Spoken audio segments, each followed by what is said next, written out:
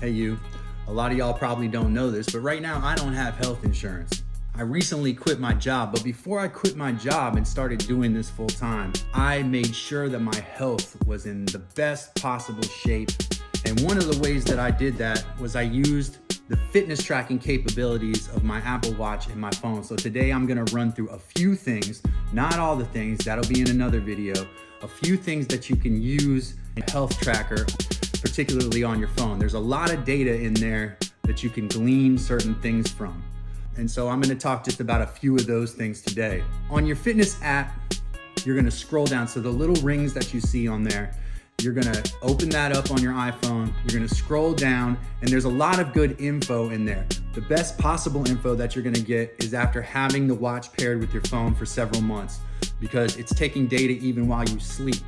But you open up the fitness app on your phone and you scroll down, and when you look in, it's gonna show you the amount of calories that you burn, the amount of time that you exercise, et cetera, et cetera. But what you wanna see as far as your cardio fitness, and this is the way I got my blood pressure down before I quit my job, and my cholesterol down, which I did both. I paid most attention to my VO2 max. So you're gonna go down to where it says VO2 max, and you're gonna tap that. It's gonna open up something. It's gonna show your VO2 max kind of on a little scale, a little graph, like the graphic you see on the screen.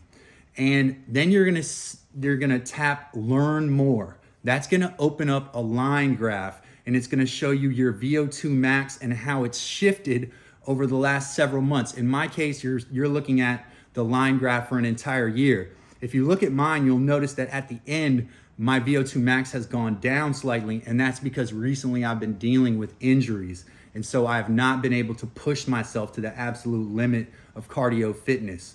Now, this is just cardio. This doesn't have to do with strength.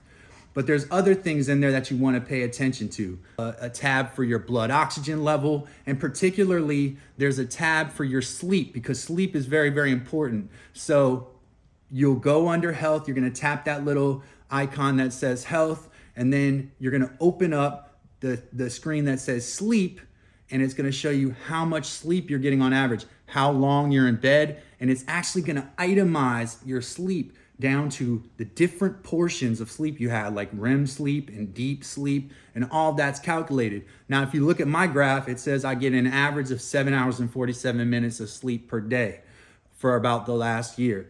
That's not that bad, although I will tell you, I struggle with restful sleep. So I have to deliberately put myself in bed for a certain number of hours. Particularly last night, I had to go to bed very early, and I had to stay in bed until, 8 this morning in order to get to sleep, because my body's in pain. I have a back muscle injury right now. It's very uncomfortable to lay, sit, anything. Anyway, I wanted to tell you a couple things about using your health app and tracker. This is video number 1. I'm gonna come out with another video, several videos probably, because this app is a wealth of information about your body. It tells you about your resting heart rate, which is really important. There was a couple of times where while I was asleep, my heart rate got critically low. I was fine, but the app gave me a warning on my watch that said my heart rate had gone down to 38 beats per minute. That was actually more of a result of me being in really, really good shape. So my resting heart rate while I was sleeping was dropping below 40. Not typical, but if you're running several miles a day, it can happen. So you wanna look at your VO2 max. If you watch, there's another video of a fitness expert, and he goes to the doctor, they put a mask on, and he gets on a treadmill. He's doing zone 2 training, and I'm not gonna get into what that is, but in his zone 2 training, he wanted to know basically what his VO2 max is, and that's the volume of oxygen that your body produces when you're exercising. So it's volume of oxygen by deciliter that your body can process while exercising. And the higher the number is, typically the more fit you are cardiovascularly, if that's a word. So VO2 max, a very important metric on how fit you are, that is accessible in your phone. So if I was to tell this guy, who really doesn't care what I have to say because he's got millions of viewers, if I was to talk to him, I would say, hey, you went to 4 really renowned cardiologists and you got your VO2 max from them, but if you're wearing an Apple Watch, that information is actually right there. All you have to do is exercise for a couple months, and the Apple Watch will determine your VO2 max, and you can monitor that.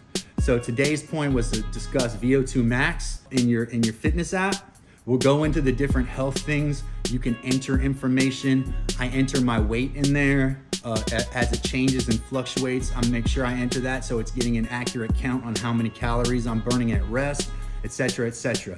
Thank you for staying with me today. Stay tuned, subscribe, like this video. There'll be another video about the health app and how you use that with your watch coming very soon.